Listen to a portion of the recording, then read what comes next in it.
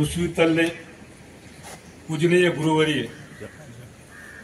ज्ञानबिंदू स्वामी ब्रह्मचारी आमच्या सर्वांचे श्रद्धास्थान कपालेश्वर मठापिताचे मठपिती पोपट नाना महाराज यांच्या आज अमृत महोत्सवाच्या प्रसंगी उपस्थित असलेले बागलाण तालुक्यातील प्रामुख्याने आपल्या या उत्तर महाराष्ट्रातील सर्व संत महात्मा या कार्यक्रमाला उपस्थित असलेले आता ज्यांनी आपल्याला प्रबोधन केलं ते अनंत महाराज बोरसे, ज्या विभूतींनी या अमृत महोत्सवाच्या प्रसंगी उपस्थित असलेले गणेशानंद महाराज, विश्लेषणानंद महाराज, उपस्थित बंधू आणि भगिनींनो, नानांच्या बाबतीत आपल्याला सर्वांना ज्ञान आहे की या बागलांच्या मातीमध्ये जन्मालेला आलेला माणूस एका कपालेश्वर सारख्या ठिकाणी मठा पिताचं स्थान घेत असतात. ही माती किती इतिहासकालीन आहे याचे साक्षीदार आपण आहात.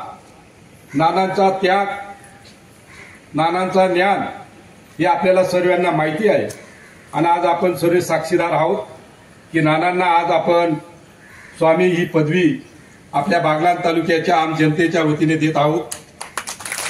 हा इतिहासात म्हणजे पिढ्याला पिढ्या जे इतिहासात जी पिढी तयार होईल त्या पिढीमध्ये या कपालेश्वर मठामध्ये आपल्या नानांची आठवण राहील.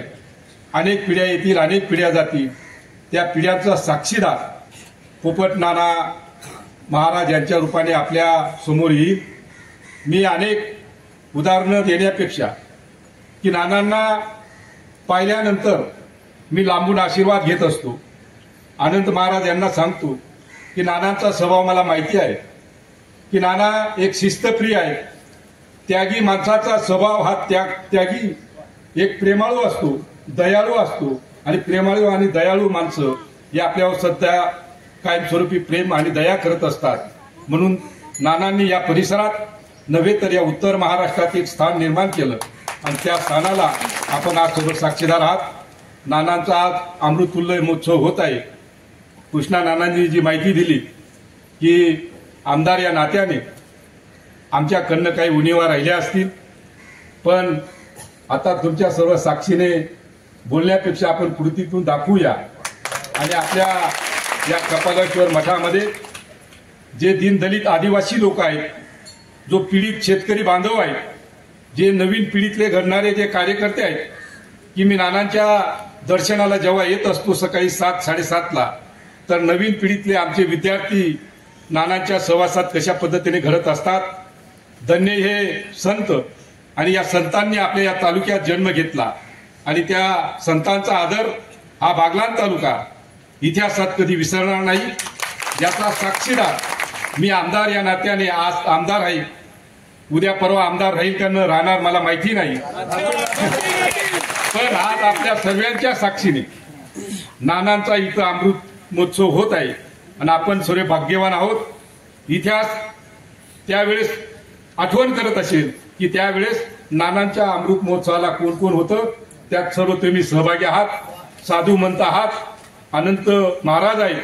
मी सर्वांना आपल्या सर्व नानांना बागलाण तालुक्यातील उत्तर महाराष्ट्रातल्या सर्व आम जनतेच्या वतीनं कोटी कोटी प्रमाण करतो आणि नानांना शत आयुष्य लाभू द्या. कृष्णा नानांनी जसं सांगितलं आम्ही सुद्धा शत आयुष्य असताना राहिलो तर पुन्हा ज्याच पद्धतीने आम्ही आमच्या पद्धतीने तो कार्यक्रम आयोजित करू असा सर्व आपल्या भक्त परिवाराला शब्द देतो आणि नानांना शुभेच्छा देतो. धन्यवाद साहेब. आमच्या वारकरी संप्रदायामध्ये बोलण्याची पद्धती 2 शंका असतात. एक फक्त बोलक्या राहतो